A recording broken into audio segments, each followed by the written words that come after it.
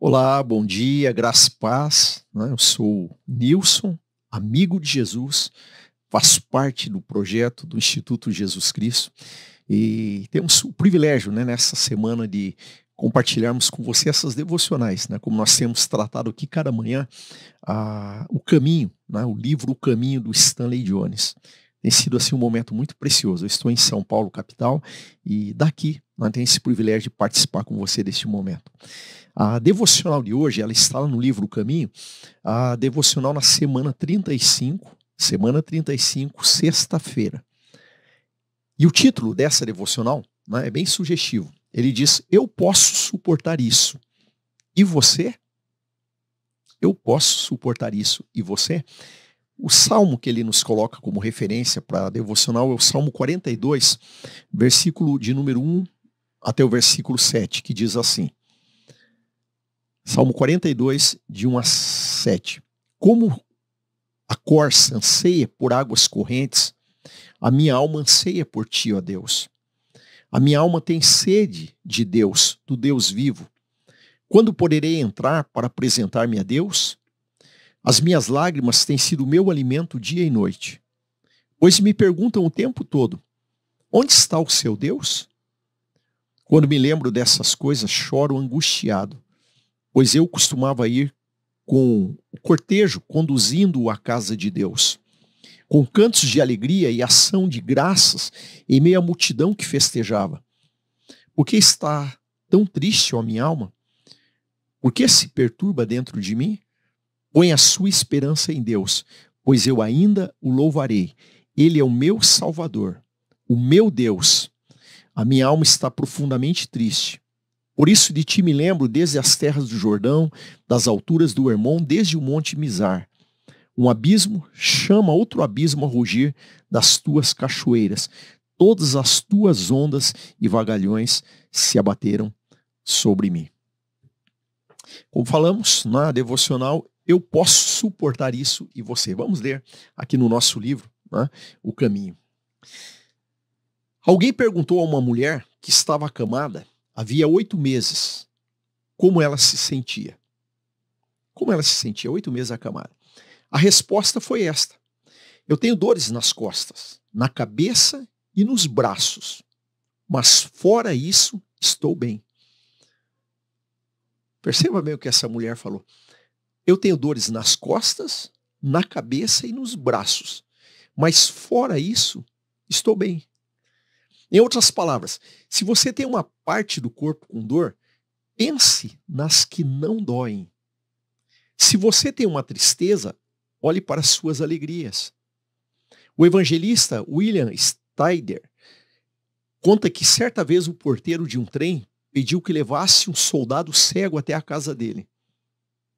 Quando eles entraram na varanda da casa, o pai e a mãe do soldado ficaram sabendo da cegueira do filho naquele momento.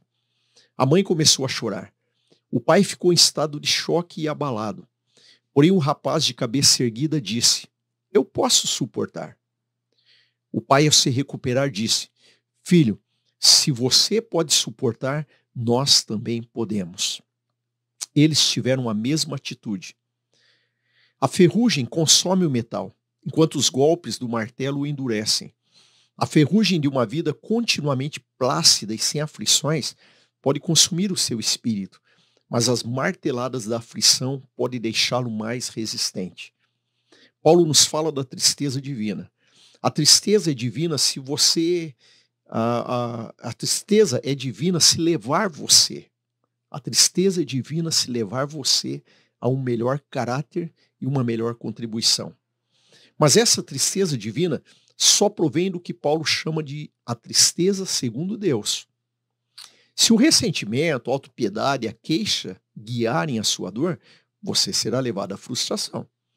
Contudo, se você a entregar a Deus e deixar que Ele resolva o assunto com você e por você, as coisas acabarão exatamente como Paulo diz: um arrependimento que leva à salvação, a sua salvação e a de outros, conforme está em 2 Coríntios 7, 10 a 11. Na Índia, os lavradores separam o trigo e o joio em um cesto, deixando que eles caiam lentamente, de modo que o vento passe por eles, levando o joio e deixando apenas o trigo cair no chão. Os ventos da tristeza e da aflição sopram em seu espírito, mas nada fazem senão separar o joio do trigo. Você se torna uma alma peneirada, filtrada de tudo que não tem valor. Os brasileiros têm um ditado: Deus escreve certo por linhas tortas. As linhas de sua vida podem ser tortas, podem não fazer sentido, mas Deus pode escrever certo, pode tirar o bem de acontecimentos tortos. Os eventos externos da vida de Jesus foram tortos, mas Deus escreveu neles a redenção. A oração: ó Deus, entrego-te as linhas tortas da minha vida. Elas não fazem sentido. Entretanto, sei que podes escrever certo, mesmo por linhas tortas. Então elas estão à tua disposição. Tirarás tudo que é bom de tudo que é mal. Pronto. Amém. E aí a afirmação do dia: somente Ele é a rocha que me salva. Ele é a minha torre segura. Jamais serei abalado. Salmo 62, versículo 2. Interessante, né? Eu achei bem curioso quando ele começa essa devocional citando, né, o exemplo daquela mulher que ficou na cama vários meses, né, acamada, e quando perguntaram para ela: você está bem? Ela disse: eu tenho dores nas costas, no ombro, eu não lembro que exatamente as partes que ela citou. Ela citou ali 3 partes: eu tenho dores aqui, ali e assim. Ela disse: mas fora isso, o resto está bem. Então nos chama a atenção, né, que muitas vezes nós costumamos focar só nos problemas da nossa vida.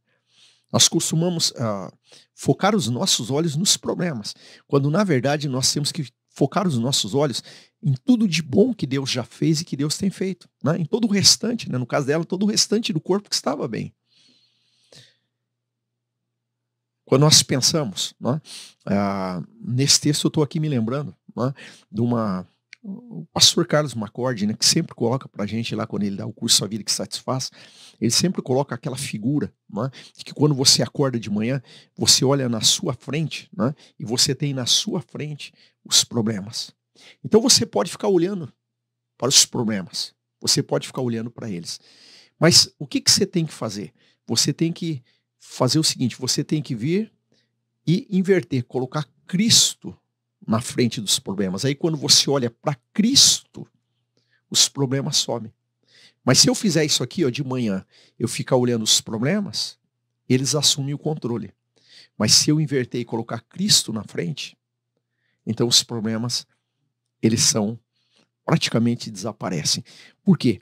Porque quando nós temos Cristo, como nós lemos nessa devocional, nós temos certeza que mesmo com problemas na vida, Deus está trabalhando para algo bom. Então a figura lá do rapaz, né, que deu origem, né, esse rapaz chegou cego, a família começou a chorar e disse: olha, ele disse: eu suporto, né? Ele disse: eu aguento isso e vocês, né? E aí os pais entenderam que se o filho que estava passando aqui suportava, também eu suportar. Aí deu o título, né, então, ali para essa devocional. O que eu quero que nós pensemos? Que nós podemos suportar todas as situações difíceis na vida. Porque Cristo está comigo, Cristo está com você. Nós podemos suportar todas as situações difíceis na vida. E cremos que vamos passar por elas, que elas não vão nos destruir. Deus está trabalhando algo na nossa vida. E ali ele coloca 2 figuras que eu me lembro lá da minha infância, né, que eu achei muito interessante nessa devocional. A primeira delas, quando ele usa o exemplo de que um ferro, se ele ficar parado, né, sem nada esfregar nesse ferro, se ele ficar ali parado, nada esfregando, nada pressionando ele, ele vai enferrujar. E a ferrugem vai corroendo o ferro. Mas se esse ferro ele começa a levar marteladas, né, e principalmente se colocar ele no fogo e começar a martelar, e por que essa figura para mim me remete à infância? Meu pai era ferreiro e eu vi muitas vezes ele fazendo isso, né? Pegava aquele ferro, colocava no fogo e aí vinha com a marreta e começava em cima de uma bigorna marretar aquele ferro e fazia uma ponta, né, uma ponteira, e aquele ferro ficava resistente. Eu perguntava para ele: por que precisa disso? Para ficar resistente. Então perceba, né, que muitas vezes o fogo e as marteladas, elas vão nos transformar em algo mais forte e firme. Mas se você ficar ali parado como aquele ferro, simplesmente parado, sem nada tocando em você,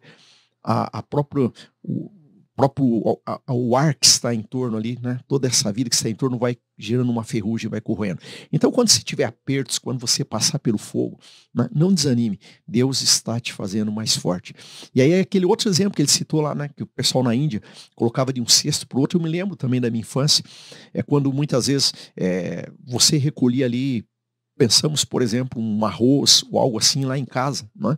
E aí tinha aquilo que nós chamamos de peneira, mas tinha um outro que parecia peneira, mas chama pá, né? Qual que é a diferença do pá e da peneira? A peneira, ela tem os furos, então quando você coloca alguma coisa, passa aquilo que é mais fino e mantém os grãos na peneira, mas a pá ela era fechada, não tinha aqueles buraquinhos, né, que a peneira tinha. E o que normalmente você fazia com a pá? Quando você descascava, por exemplo, um arroz, aí você pegava e jogava para o alto, né? Aqui, ó, como eu estou fazendo com a minha mão, você chacoalhava assim, então subia, né, aqueles grãos de arroz e a palha. Aí você assoprava. Quando você assoprava, a palha saía fora da pá e caía somente os grãos. Então você ia fazendo esse processo e assoprava, a palha saía voando e caía na pá, né? Ou naquilo que alguns chamam de peneira, caía ali somente os grãos. Então a nossa vida é assim. Muitas vezes Deus está fazendo isso com a gente, né? Para tirar a palha, para tirar de nós aquilo que não é bom. Então confia no Senhor que aquilo que você está passando, Deus está fazendo algo bom na sua vida e você pode suportar. Amém? Amanhã nós continuamos.